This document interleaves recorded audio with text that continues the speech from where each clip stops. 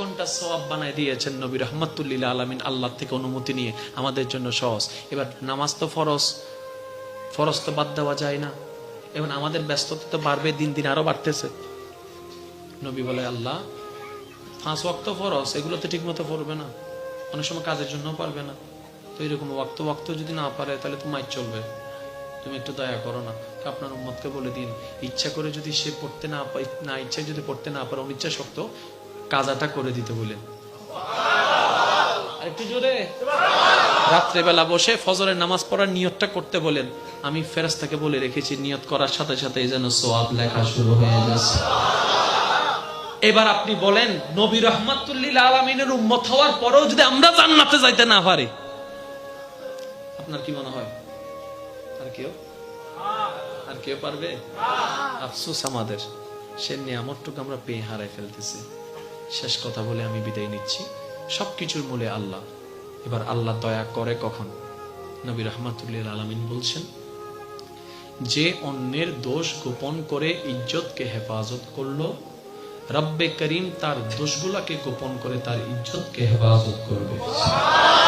যে অন্যের জন্য রাস্তা খুলে দিবে, রব তার জন্য রাস্তা খুলে দিবে।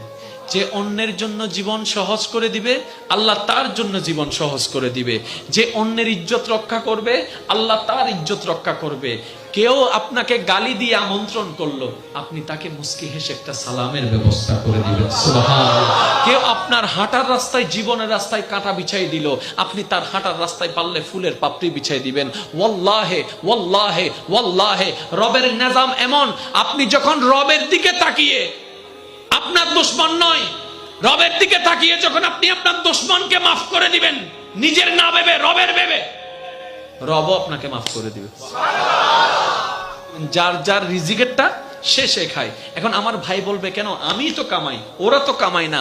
আমি বলছি না ভাইয়া, আপনার আন্ডারে যতজন আল্লাহর বান্দা বান্দি আছে, ওদের রিজিকটা আল্লাহ আপনার মাধ্যমে কামাচ্ছে। আপনার পকেটে যা সব আপনার নয়। এখনো আপনাদের পকেটে যা আছে সব কিন্তু আপনাদের টাকা নয়। এখানে কিছু আপনার মার আছে, কিছু আপনার বাবার আছে, কিছু আপনার স্ত্রী আছে, কিছু আপনার সন্তানের আছে, কিছু গরিব দুনিয়ার আছে। কামানেওয়ালা আপনি, খাওয়ানেওয়ালা আপনি, আমি নয়। খাওয়ানেওয়ালা আল্লাহ, চালানেওয়ালা আল্লাহ। সেজন্য শ্রদ্ধার সাথে বলি, কাউকে অহংকার দেখিয়ে খোঁটা দিয়ে এটা বলবেন না আমি চালাই আমি খাওয়াই। বললে এতটুক বলবেন, রবের দরবারে লক্ষ কোটি শুকরিয়া, রব তার বান্দাদেরকে আমাকে দিয়ে খেদমত করার একটু সুযোগ করে দিয়েছেন।